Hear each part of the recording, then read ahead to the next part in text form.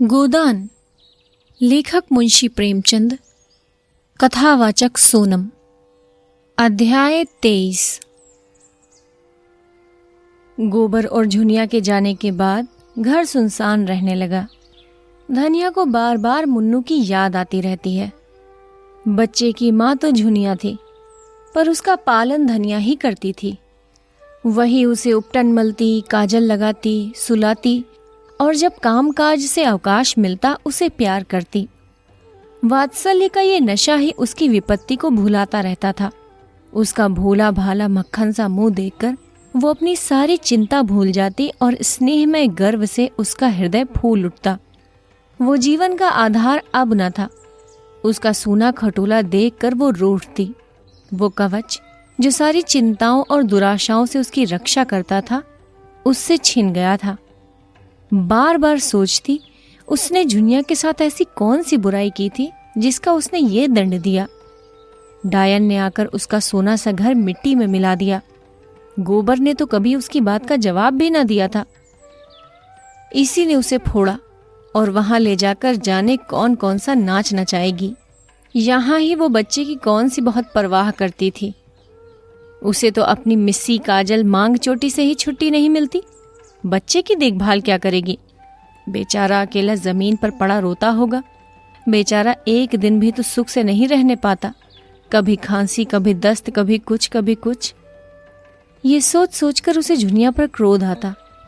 गोबर के लिए अब भी उसके मन में वही ममता थी।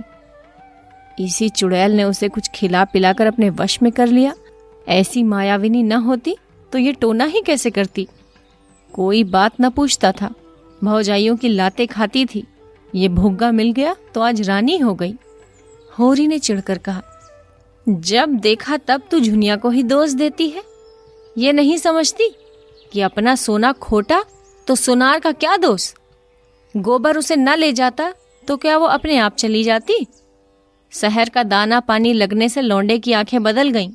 ऐसा क्यों नहीं समझ लेती? धनिया गरज उठी, अच्छा चुप रहो। तुम्ही ने उसको मूड़ पर चढ़ा रखा था, नहीं तो मैंने पहले ही दिन झाड़ू मारकर निकाल दिया होता। खलिहान में गांठें जमा हो गई थी। होरी बैलों को जुखर कर अनाज मारने जा रहा था। पीछे मुंह फेर कर बोला, मान ले बहू ने गोबर को फोड़ ही लिया तो तू क्यों इतना कुड़ती है? जो सारा जमाना करता है वही गोबर ने भी किया। अब उसके बाल बच्चे हुए, मेरे बाल बच्चों के लिए क्यों अपनी सासत कराए? क्यों हमारे सिर का बोझ अपने सिर रखे? तुम ही उपद्रव की जड़ हो। तो मुझे भी निकाल दे, ले जा बैलों को अनाज मारने। मैं हुक्का पीता हूं। तुम चलकर चक्की पीसो, मैं अनाज मारूंगी। विनोद में दुख उड़ गया। वही उसकी दवा है। धनिया प्रसन्न होकर रूपा के बाल गूंथने बैठ गई, जो बिल्कुल उलझ कर रह गए थे, और होरी खलिहान चला। रसिक बसंत सुगंध, प्रमोद और जीवन की विभूति लुटा रहा था। दोनों हाथों से दिल खोलकर कोयल आम की डालियों में छिपी अपनी रसीली मधुर आत्मस्पर्शी कूक से आशाओं को जगाती फिरती थी। महुए की डालियों पर मैनों की बारात सी लगी बैठी थी। नीम, सिरस और करौंदे अपनी महक में नशा सा घोल देते थे। होरी आमों के बाग में पहुंचा तो वृक्षों के नीचे तारे खिले थे। उसका व्यथित निराश मन भी इस व्यापक शोभा और स्फूर्ति में आकर गाने लगा। जिया जरत रहत दिन रैन, आम की डरिया कोयल बोले, तनिक न आवत चैन। सामने से दुलारी सहुआइन आई। गुलाबी साड़ी पहने चली आ रही थी। पाँव में मोटे चांदी के कड़े थे, गले में मोटी सोने की हंसली। चेहरा सूखा हुआ पर दिल हरा। एक समय था जब होरी खेत खलिहान में उसे छेड़ा करता था। वो भाभी थी, होरी देवर था। इस नाते से दोनों में विनोद होता रहता था। जब से साहजी मर गए, दुलारी ने घर से निकलना छोड़ दिया। सारे दिन दुकान पर बैठी रहती थी और वहीं वे सारे गांव की खबर लगाती रहती थी। कहीं आपस में झगड़ा हो जाए, सहुआइन वहां बीच बचाव करने के लिए अवश्य पहुंचेगी। आने रुपए सूद से कम पर रुपए उधार न देती थी, और यद्यपि सूद के लोभ से मूल भी हाथ न आता था। जो रुपए लेता खाकर बैठ रहता, मगर उसके ब्याज की दर ज्यों की त्यों बनी रहती थी। बेचारी कैसे वसूल करे? नालिश फरियाद करने से रही, थाना पुलिस करने से रही, केवल जीभ का बल था। पर ज्यों-ज्यों उम्र के साथ जीभ की तेजी बदलती जाती थी, उसकी काट घटती जाती थी। अब उसकी गालियों पर लोग हंस देते थे और मजाक में कहते थे, क्या करोगी रुपए लेकर काकी, साथ तो एक कौड़ी भी नहीं ले जा सकोगी। गरीब को खिला पिलाकर जितनी आशीष मिल सके ले ले, यही परलोक में काम आएगा। और दुलारी परलोक के नाम से जलती थी। होरी ने छेड़ा, आज तो भाभी तुम सचमुच जवान लगती हो। सहुआइन मगन होकर बोली, आज मंगल का दिन है, नजर न लगा देना। इसी बारे में कुछ पहनती ओढ़ती नहीं, घर से निकली तो सभी घूरने लगते हैं, जैसे कभी कोई महरिया देखी ना हो। पाटेश्वरी लाला की पुरानी बान अभी तक नहीं छूटी। होरी ठिठक गया। बड़ा मनोरंजक प्रसंग छिड़ गया था। बैल आगे निकल गए। वो तो आजकल बड़े भगत हो गए हैं, देखती नहीं हो, हर पूरनवासी को सत्यनारायण की कथा सुनते हैं और दोनों जून मंदिर में दर्शन करने जाते हैं। ऐसे लंपट जितने होते हैं सभी बूढ़े होकर भगत बन जाते हैं। कुकर्म का प्रायश्चित तो करना ही पड़ता है। पूछो, अब मैं बुढ़िया हुई, मुझसे क्या हंसी। तुम अभी बुढ़िया कैसे हो गई भाभी? मुझे तो अब भी। अच्छा चुप ही रहना, नहीं तो 150 गाली दूंगी। लड़का परदेश कमाने लगा, एक दिन न्योता भी न खिलाया, सेंत मेंत में भाभी बनाने को तैयार। मुझसे कसम ले लो भाभी, जो मैंने उसकी कमाई का 1 पैसा भी छुआ हो। ना जाने क्या लाया, कहाँ खर्च किया, मुझे कुछ भी पता नहीं। बस 1 जोड़ा धोती और 1 पगड़ी मेरे हाथ लगी। अच्छा कमाने तो लगा, आज नहीं तो कल घर संभालेगा ही। भगवान उसे सुखी रखे। हमारे रुपए भी थोड़ा थोड़ा देते चलो, सूद ही तो बढ़ रहा है। तुम्हारी 1-1 पाई दूंगा भाभी, हाथ में पैसा आने दो। और खा ही जाएंगे तो कोई बाहर के तो नहीं है, हैं तो तुम्हारे ही। सहुआइन ऐसी विनोद भरी चापलूसियों से निरस्त्र हो जाती थी। मुस्कुराती हुई अपनी राह चली। होरी लपक कर बैलों के पास पहुंच गया और उन्हें पैर में डालकर चक्कर देने लगा। सारे गांव का यही एक खलिहान था। कहीं मड़ाई हो रही थी, कोई अनाज ओसा रहा था, कोई गन्ना तौल रहा था। नाई, बारी, बढ़ई, लोहार, पुरोहित, भाट, भिखारी सभी अपने अपने जेवर लेने के लिए जमा हो गए थे। एक पेड़ के नीचे झिंगूरी सिंह खाट पर बैठे अपनी सवाई उगाह रहे थे। कई बनिए खड़े गल्ले का भावताव कर रहे थे। सारे खलिहान में मंडी की सी रौनक थी। एक खटकिन बेर और मकोई बेच रही थी। एक खोचे वाला सेव और जलेबियां लिए फिर रहा था। पंडित दातादीन भी होरी से अनाज बंटवाने के लिए आ पहुंचे थे और झिंगूरी सिंह के साथ खाट पर बैठे हुए थे। दातादीन ने सुरती मलते हुए कहा, कुछ सुना? सरकार भी महाजनों से कह रही है कि सूद की दर घटा दो, नहीं डिग्री न मिलेगी। झिंगूरी तमाकू फाँक कर बोले, पंडित जी, मैं तो एक बात जानता हूँ, तुम्हें गरज पड़ेगी तो 100 बार हमसे रुपए उधार लेने आओगे और हम जो ब्याज चाहेंगे लेंगे। सरकार अगर आसामियों को रुपए उधार देने का कोई बंदोबस्त न करेगी तो इस कानून से हमें कुछ न होगा। हम दर कम लिखाएंगे लेकिन 100 में 25 पहले ही काट लेंगे। इसमें सरकार क्या कर सकती है? ये तो ठीक है, लेकिन सरकार भी इन बातों को खूब समझती है। इसकी भी कोई रोक निकालेगी, देख लेना। इसकी कोई रोक हो ही नहीं सकती। अच्छा, अगर वो शर्त कर दे जब तक स्टाम्प पर गांव के मुखिया या कारिंदा के दस्तखत ना होंगे वो पक्का ना होगा, तब क्या करोगे? आसामी को 100 बार गरज होगी, मुखिया को हाथ पांव जोड़ के लाएगा और दस्तखत कराएगा। हम तो 1/4 काट ही लेंगे और जो फंस जाओ, जाली हिसाब लिखा और गए 14 साल को। झिंगूरी सिंह जोर से हंसा। तुम क्या कहते हो पंडित? क्या तब संसार बदल जाएगा? कानून और न्याय उसका है जिसके पास पैसा है। कानून तो है कि महाजन किसी आसामी के साथ कड़ाई ना करे, कोई जमींदार किसी काश्तकार के साथ सख्ती ना करे। मगर होता क्या है, रोज ही देखते हो, जमींदार मुसक बंधवा के पिटवाता है और महाजन लात और जूते से बात करता है। जो किसान बूढ़ा है उससे न जमींदार बोलता है न महाजन।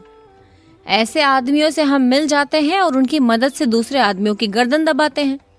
तुम्हारे ही ऊपर राय साहब के 500 रुपए निकलते हैं, लेकिन नोखे राम में है इतनी हिम्मत कि तुमसे कुछ बोले। वो जानते हैं तुमसे मेल करने में ही उनका हित है। आसामी में इतना बूता है कि रोज अदालत दौड़े। सारा कारोबार इसी तरह चला जाएगा जैसे चल रहा है। कचहरी अदालत उसी के साथ है जिसके पास पैसा है। हम लोगों को घबराने की कोई बात नहीं है। ये कहकर उन्होंने खलिहान का एक चक्कर लगाया और फिर आकर खाट पर बैठते हुए बोले, हाँ, मतई के ब्याह का क्या हुआ? हमारी सलाह तो है कि उसका ब्याह कर डालो। अब तो बड़ी बदनामी हो रही है। दादा दीन को जैसे ततैया ने काट खाया। इस आलोचना का क्या आशय था वो खूब समझते थे। गरम होकर बोले, पीठ पीछे आदमी जो चाहे बके। हमारे मुंह पर कोई कुछ कहे तो उसकी मूछें उखाड़ लूं। कोई हमारी तरह नेमी बन तो ले। कितनों को जानता हूं जो कभी संध्या वंदन नहीं करते। न उन्हें धर्म से मतलब है, न कर्म से, न कथा से मतलब है, न पुराण से। वो भी अपने को ब्राह्मण कहते हैं। हमारे ऊपर क्या हंसेगा कोई? जिसने अपने जीवन में एक एकादशी भी नागा नहीं की, बिना स्नान पूजा किए मुंह में पानी नहीं डाला। नेम का निभाना कठिन है। कोई बता दे कि हमने कभी बाजार की कोई चीज खाई हो या किसी दूसरे के हाथ का पानी पिया हो तो उसकी टांग की राह निकल जाऊं। सिलिया हमारी चौखट नहीं लांघने पाती। चौखट बर्तन भाड़े छूना तो दूसरी बात है। मैं ये नहीं कहता कि मतई ये बहुत अच्छा काम कर रहा है, लेकिन जब एक बार एक बात हो गई तो ये पाजी का काम है कि औरत को खुला छोड़ दे। मैं तो खुल्लम खुल्ला कहता हूं, इसमें छिपाने की कोई बात नहीं। स्त्री जाति अपवित्र है। दाता दीन अपनी जवानी में स्वयं बड़े रसिया रह चुके थे, लेकिन अपने नेम धर्म से कभी नहीं चुके। माता दीन भी सुयोग पुत्र की भांति उन्हीं के पदचिन्हों पर चल रहा था। धर्म का मूल तत्व है पूजा पाठ, कथा व्रत और चौका चूल्हा। जब पिता पुत्र दोनों ही मूल तत्व को पकड़े हुए हैं तो किसकी मजाल है कि उन्हें पथभ्रष्ट कह सके। झिंगूरी सिंह ने कायल होकर कहा, मैंने तो भाई जो सुना था वो तुमसे कह दिया। दाता दीन ने महाभारत और पुराणों से ब्राह्मणों द्वारा अन्य जातियों की कन्याओं के ग्रहण किए जाने की एक लंबी सूची पेश की और ये सिद्ध कर दिया कि उनसे जो संतान हुई वो ब्राह्मण कहलाई, और आजकल के जो ब्राह्मण हैं वो उन्हीं संतानों की संतान है। ये प्रथा आदिकाल से चली आई है और इसमें कोई लज्जा की बात नहीं। झिंगूरी सिंह उनके पांडित्य पर मुग्ध होकर बोले, तब क्यों आजकल लोग वाजपेयी और सुकुल बने फिरते हैं? समय समय की प्रथा है और क्या। किसी में उतना तेज हो तो विष खाकर उसे पचाना तो चाहिए। वो सतयुग की बात थी, सतयुग के साथ गई। अब तो अपना निवाह बिरादरी के साथ मिलकर रहने में है, मगर क्या करूं, कोई लड़की वाला आता ही नहीं। तुमसे भी कहा, औरों से भी कहा, कोई नहीं सुनता तो मैं क्या लड़की बनाऊं? झिंगूरी सिंह ने डांटा, झूठ मत बोलो पंडित। मैं 2 आदमियों को फांस फूस कर लाया, मगर तुम मुंह फैलाने लगे तो दोनों कान खड़े करके निकल भागे। आखिर किस बिरते पर 1500 मांगते हो तुम? 10 बीघे खेत और भीख के सिवा तुम्हारे पास और है क्या? दाता दीन के अभिमान को चोट लगी। दाढ़ी पर हाथ फेर कर बोले, पास कुछ न सही, मैं भीख ही मांगता हूं, लेकिन मैंने अपनी लड़की के ब्याह में 500 दिए हैं। फिर लड़के के लिए 500 क्यों ना मांगू? किसी ने सेंत मेत में मेरी लड़की ब्याह ली होती तो मैं भी सेंत में लड़का ब्याह लेता। रही हैसियत की बात, तुम जजमानी को भीख समझो, मैं तो उसे जमींदारी समझता हूं। जमींदारी मिट जाए, बंक घर टूट जाए, लेकिन जजमानी अंत तक बनी रहेगी। जब तक हिंदू जाति रहेगी तब तक ब्राह्मण भी रहेंगे और जजमानी भी रहेगी। सहालग में मजे से घर बैठे 100-200 फटकार लेते हैं। कभी भाग लड़ गया तो 400-500 मार लिया। कपड़े बर्तन भोजन अलग, कहीं ना कहीं नित ही कार परोजन पड़ा ही रहता है। कुछ न मिले तब भी 1-2 थाल और 2-4 आने दक्षिणा मिल ही जाते हैं। ऐसा चैन न जमींदारों में है न साहूकारों में। और फिर मेरा तो सिलिया से जितना उबार होता है उतना ब्राह्मण की कन्या से क्या होगा? वो तो बहुरिया बनी बैठी रहेगी, बहुत होगा रोटियां पका देगी।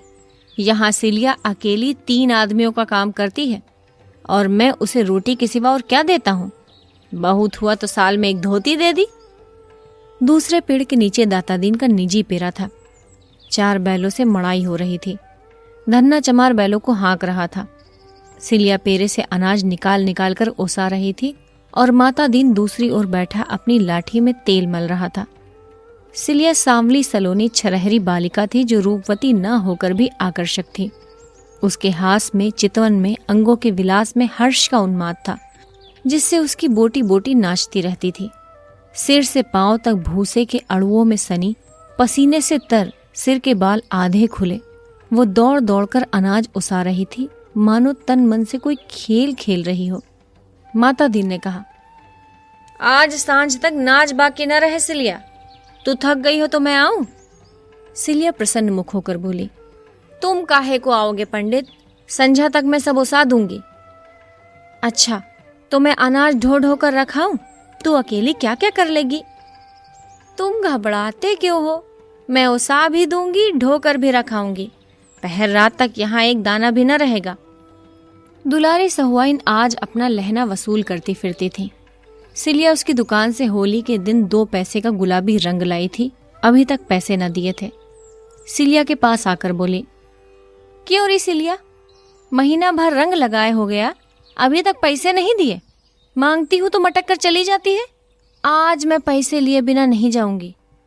माता दीन चुपके से सरक गया था। सिलिया का तन और मन दोनों लेकर भी बदले में कुछ न देना चाहता था।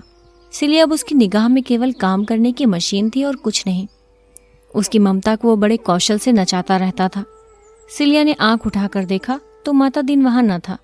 बोली, चिल्लाओ मत सहुआइन, ये ले लो 2 की जगह 4 पैसे का अनाज।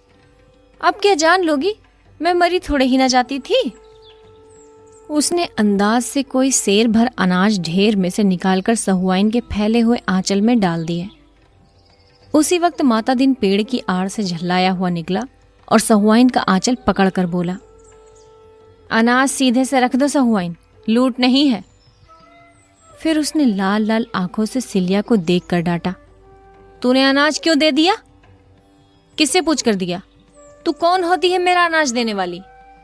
सहुआइन ने अनाज ढेर में डाल दिया और सिलिया हक्की बक्की होकर माता दीन का मुंह देखने लगी। ऐसा जान पड़ा जिस डाल पर वो निश्चिंत बैठी हुई थी वो टूट गई और अब वो निराधार नीचे गिरी जा रही है। खिसियाए हुए मुंह से आंखों में आंसू भरकर सहुआइन से बोली, तुम्हारे पैसे मैं फिर दे दूंगी सहुआइन, आज मुझ पर दया करो। सहुआइन ने उसे दया भरे नेत्रों से देखा और माता दीन को धिक्कार भरी आंखों से देखती हुई चली गई। तब सिलिया ने अनाज उसाते हुए आहत गर्व से पूछा, तुम्हारी चीज में मेरा कुछ अख्तियार नहीं है? माता दीन आंखें निकाल कर बोला, नहीं, तुझे कोई अख्तियार नहीं है। काम करती है, खाती है, जो तू चाहे कि खा भी लुटा भी, तो ये यहाँ ना होगा। अगर तुझे यहाँ पड़ता ना पड़ता हो, कहीं और जाकर काम कर। मजूरों की कमी नहीं है, सेत में नहीं लेते, खाना कपड़ा देते हैं। सिलिया ने उसी पक्षी की भांति जिसे मालिक ने पर काटकर पिंजरे से निकाल दिया हो माता दीन की ओर देखा। उस चितवन में वेदना अधिक थी या भर्त्सना, कह नहीं सकते, पर उसी पक्षी की भांति उसका मन फड़फड़ा रहा था और ऊंची डाल पर उन्मुक्त वायुमंडल में उड़ने की शक्ति ना पाकर उसी पिंजरे में जा बैठना चाहता था, चाहे उसे बेदाना बेपानी पिंजरे की तीलियों से सिर टिकाकर मर ही क्यों ना जाना पड़े। सिलिया सोच रही थी, अब उसके लिए दूसरा कौन सा ठौर है। वो ब्याहता ना होकर भी संस्कार में और व्यवहार में और मनोभावना में ब्याहता थी, और अब माता दीन चाहे उसे मारे या काटे, उसे दूसरा आश्रय नहीं है, दूसरा अवलंब नहीं है। उसे वो दिन याद आए, और अभी 2 साल भी तो नहीं हुए जब यही माता दीन उसके तलवे सहलाता था, जब उसने जनेऊ हाथ में लेकर कहा था, सिलिया, जब तक दम में दम है तुझे ब्याहता की तरह रखूंगा। जब वो प्रेमातुर होकर बाग में और नदी के तट पर उसके पीछे पीछे पागलों की भांति फिरा करता था, और आज उसका ये निष्ठुर व्यवहार। मुट्ठी भर अनाज के लिए उसका पानी उतार लिया। उसने कोई जवाब न दिया। कंठ में नमक के एक डले का सा अनुभव करती हुई आहत हृदय और शिथिल हाथों से काम करने लगी। उसी वक्त उसके माँ बाप, दोनों भाई और कई अन्य चमारों ने ना जाने किधर से आकर माता दीन को घेर लिया। सिलिया की माँ ने आते ही उसके हाथ से अनाज की टोकरी छीनकर फेंक दी और गाली देकर बोली, जब तुझे मजदूरी ही करनी थी तो घर की मजदूरी छोड़कर यहाँ क्या करने आई? जब ब्राह्मण के साथ रहती है तो ब्राह्मण की तरह रह। सारी बिरादरी की नाक कटवाकर भी चमारी नहीं बनना था तो यहाँ क्या घी का लोंदा लेने आई थी? चुल्लू भर पानी में डूब नहीं मरती। झिंगूरी सिंह और दाता दीन दोनों दौड़े और चमारों के बदले हुए तेवर देखकर उन्हें शांत करने की चेष्टा करने लगे। झिंगूरी सिंह ने सिलिया के बाप से पूछा, क्या बात है चौधरी, किस बात का झगड़ा है? सिलिया का बाप हरखू 60 साल का बूढ़ा था, काला दुबला, सूखी मिर्च की तरह पिचका हुआ, पर उतना ही तीक्ष्ण। बोला, झगड़ा कुछ नहीं है ठाकुर, हम आज या तो माता दीन को चमार बना के छोड़ेंगे या उनका और अपना रक्त एक कर देंगे। सिलिया कन्या जात है, किसी न किसी के घर जाएगी ही, इस पर हमें कुछ नहीं कहना है, मगर उसे जो कोई भी रखे हमारा होकर रहे। तुम हमें ब्राह्मण नहीं बना सकते, मुदा हम तुम्हें चमार बना सकते हैं। हमें ब्राह्मण बना दो, हमारी सारी बिरादरी बनने को तैयार है। जब ये समर्थ नहीं है तो फिर तुम भी चमार बनो, हमारे साथ खाओ पियो, हमारे साथ उठो बैठो। हमारी इज्जत लेते हो तो अपना धर्म हमें दो। दाता दीन ने लाठी फटकार कर कहा, मुंह संभाल के बात कर हरख हुआ, तेरी बिटिया वो खड़ी है, ले जा जहां चाहे। हमने उसे बांध नहीं रखा है, काम करती थी, मजूरी लेती थी, यहाँ मजूरों की कमी नहीं है। सिलिया की माँ उंगली चमका कर बोली, वाह वाह पंडित, खूब नियाव करते हो। तुम्हारी लड़की किसी चमार के साथ निकल गई होती और तुम इसी तरह की बातें करते तो देखती। हम चमार हैं इसलिए हमारी कोई इज्जत ही नहीं। हम सिलिया को अकेले न ले जाएंगे, उसके साथ माता दीन को भी ले जाएंगे जिसने उसकी इज्जत बिगाड़ी है। तुम बड़े नेमी धर्मी हो, उसके साथ सोओगे लेकिन उसके हाथ का पानी न पियोगे। यही चुड़ैल है कि ये सब सहती है।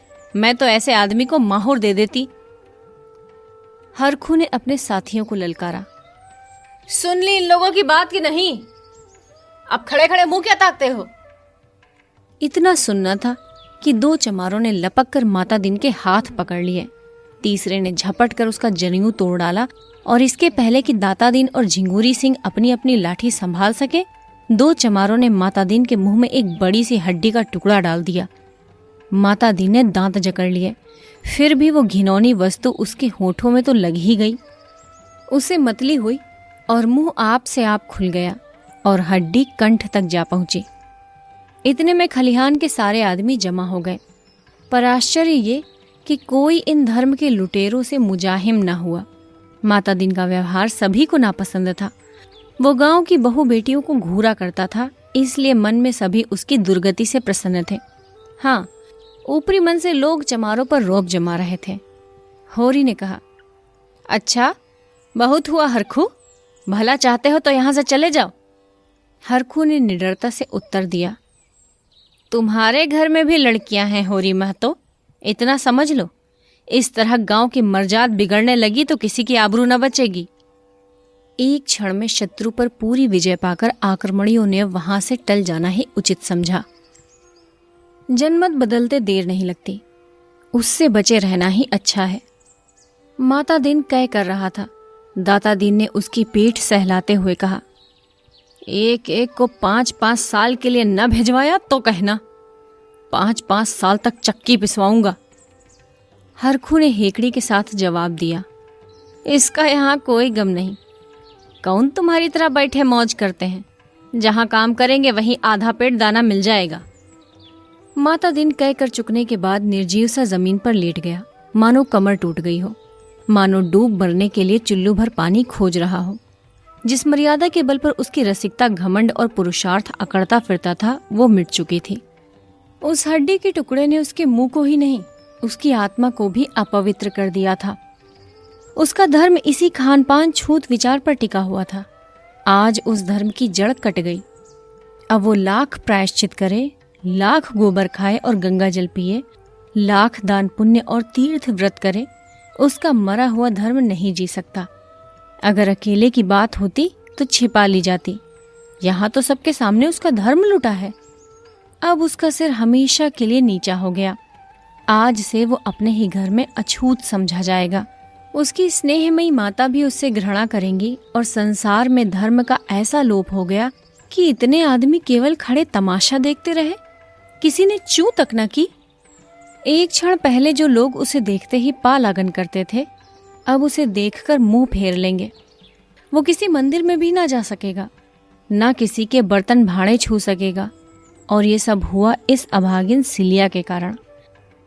सिलिया जहां अनाज उसा रही थी, वहीं सिर झुकाए खड़ी थी, मानो ये उसी की दुर्गति हो रही है। सहसा उसकी माँ ने आकर डांटा, खड़ी ताकती क्या है, सीधे घर चल, नहीं तो बोटी बोटी काट डालूंगी। बाप दादा का नाम तो खूब उजागर कर चुकी, अब क्या करने पर लगी है। सिलिया मूर्तिवत खड़ी रही। माता पिता और भाइयों पर उसे क्रोध आ रहा था। ये लोग क्यों उसके बीच में बोलते हैं? वो जैसे चाहती है रहती है, दूसरों से क्या मतलब। कहते हैं यहाँ तेरा अपमान होता है, तब क्या कोई ब्राह्मण उसका पकाया खा लेगा, उसके हाथ का पानी पी लेगा? अभी जरा देर पहले उसका मन माता दीन के निष्ठुर व्यवहार से खिन्न हो रहा था, पर अपने घर वालों और बिरादरी के इस अत्याचार ने उस विराग को प्रचंड अनुराग का रूप दे दिया। विद्रोह भरे मन से बोली, मैं कहीं ना जाऊंगी, तू क्या यहाँ भी मुझे जीने न देगी? बुढ़िया कर्कश स्वर में बोली, तू ना चलेगी? नहीं। चल सीधे से। नहीं जाती। तुरंत दोनों भाइयों ने उसके हाथ पकड़ लिए और उसे घसीटते हुए ले चले। सिलिया जमीन पर बैठ गई। भाइयों ने इस पर भी ना छोड़ा, घसीटते ही रहे। उसकी साड़ी फट गई, पीठ और कमर की खाल छिल गई, पर वो जाने को नाराजी हुई। तब हरखू ने लड़कों से कहा, अच्छा अब इसे छोड़ दो, समझ लेंगे मर गई, मगर अब जो कभी मेरे द्वार पर आई तो लहू पी जाऊंगा। सिलिया जान पर खेल कर बोली, हाँ जब तुम्हारे द्वार पर जाऊंगी तो पी लेना। बुढ़िया ने क्रोध के उन्माद में सिलिया को कई लातें जमाई, और हरखू ने उसे हटा न दिया होता तो शायद प्राण ही लेकर छोड़ती। बुढ़िया फिर झपटी तो हरखू ने उसे धक्का देकर पीछे हटाते हुए कहा, तू बड़ी हत्यारिन है कलिया, क्या उसे मार ही डालेगी? सिलिया बाप के पैरों से लिपट कर बोली, मार डालो दादा, सब जने मिलकर मार डालो। हाय अम्मा, तुम इतनी निर्दयी हो, इसलिए दूध पिलाकर पाला था, सौर में ही क्यों ना गला घोट दिया। हाय, मेरे पीछे पंडित को भी तुमने भ्रष्ट कर दिया। उसका धर्म लेकर तुम्हें क्या मिला? अब तो वह मुझे भी ना पूछेगा, लेकिन पूछे ना पूछे, रहूंगी तो उसी के साथ। वो मुझे चाहे भूखो रखे, चाहे मार डाले, पर उसका साथ न छोड़ूंगी। उनकी सांसत करा के छोड़ दूं, मर जाऊंगी पर हरजाई न बनूंगी। एक बार जिसने बाह पकड़ ली उसी की रहूंगी। कलिया ने होंठ चबा कर कहा, जाने दो इसको, समझती है वो इसका निबाह करेगा, मगर आज ही मारकर भागा न दे तो मुंह न दिखाऊं। भाइयों को भी दया आ गई। सिलिया को वहीं छोड़कर सबके सब चले गए। तब वो धीरे से उठकर लंगड़ाती कराहती खलिहान में आकर बैठ गई और आंचल में मुंह ढांपकर रोने लगी। दाता दी ने जुलाहे का गुस्सा दाढ़ी पर उतारा। उनके साथ क्यों नहीं चली गई री सिलिया? अब क्या करवाने पर लगी हुई है? मेरा सत्यानाश करा के भी पेट नहीं भरा। सिलिया ने आंसू भरकर आंखें ऊपर उठाई, उनमें तेज की झलक थी। उनके साथ क्यों जाऊं? जिसने बाह पकड़ी है उसी के साथ रहूंगी। पंडित ने धमकी दी, मेरे घर में पांव रखा तो लातों से बात करूंगा। सिलिया ने भी उद्दंडता से कहा, मुझे जहां वो रखेंगे वहां रहूंगी, पेड़ तले रखें चाहे महल में रखें। माता दिन संज्ञाहीन सा बैठा था। दोपहर होने आ रही थी। धूप पत्तियों से छन छन कर उसके चेहरे पर पड़ रही थी। माथे से पसीना टपक रहा था, पर वो मौन निस्पंद बैठा हुआ था। सहसा जैसे उसने होश में आकर कहा, मेरे लिए आप क्या कहते हो दादा? दाता दिन ने उसके सिर पर हाथ रखकर ढांढस देते हुए कहा, तुम्हारे लिए अभी मैं क्या कहूं बेटा, चलकर नहाओ खाओ, फिर पंडितों की जैसी व्यवस्था होगी वैसा किया जाएगा। हाँ एक बात है, सिलिया को त्यागना पड़ेगा। माता दिन ने सिलिया की ओर रक्त भरे नेत्रों से देखा। मैं अब कभी उसका मुंह ना देखूंगा, लेकिन प्रायश्चित हो जाने पर फिर तो कोई दोष ना रहेगा। प्रायश्चित हो जाने पर कोई दोष पाप नहीं रहता। तो आज ही पंडितों के पास जाओ। आज ही जाऊंगा बेटा। लेकिन पंडित कहें कि इसका प्रायश्चित नहीं हो सकता, तब जैसी उनकी इच्छा। तो तुम मुझे घर से निकाल दोगे? दाता दीन ने पुत्र स्नेह से विह्वल होकर कहा। ऐसा कहीं हो सकता है बेटा? धन जाए, धर्म जाए, लोक मर्जाद जाए, पर तुम्हें नहीं छोड़ सकता। माता दीन ने लकड़ी उठाई और बाप के पीछे पीछे घर चला। सिलिया भी उठी और लंगड़ाती हुई उसके पीछे हो ली। माता दीन ने पीछे फिरकर निर्मम स्वर में कहा, मेरे साथ मत आ, मेरा तुझसे कोई वास्ता नहीं। इतनी सांसत करवा के भी तो तेरा पेट नहीं भरता। सिलिया ने धृष्टता के साथ उसका हाथ पकड़कर कहा, वास्ता कैसे नहीं है? इसी गांव में तुमसे धनी, तुमसे सुंदर, तुमसे इज्जतदार लोग हैं। मैं उनका हाथ क्यों नहीं पकड़ती? तुम्हारी ये दुर्दशा ही आज क्यों हुई? जो रस्सी तुम्हारे गले में पड़ गई है उसे तुम लाख चाहो नहीं छोड़ सकते। और ना मैं तुम्हें छोड़कर कहीं जाऊंगी, मजूरी करूंगी, भीख मांगूंगी, लेकिन तुम्हें न छोड़ूंगी। ये कहते हुए उसने माता दीन का हाथ छोड़ दिया और फिर खलिहान में जाकर अनाज उसाने लगी। होरी अभी तक वहां अनाज माड़ रहा था। धनिया उसे भोजन करने के लिए बुलाने आई थी। होरी ने बैलों को पैर से बाहर निकालकर एक पेड़ में बांध दिया और सिलिया से बोला, तू भी जा, खा पिया सिलिया। धनिया यहाँ बैठी है। तेरी पीठ की साड़ी तो लहू से रंग गई है रे, कहीं घाव ना पक जाए। तेरे घर वाले बड़े निर्दयी हैं। सिलिया ने उसकी ओर करुण नेत्रों से देखा। यहाँ निर्दयी कौन नहीं है दादा? मैंने तो किसी को दयावान नहीं पाया। क्या कहा पंडित ने?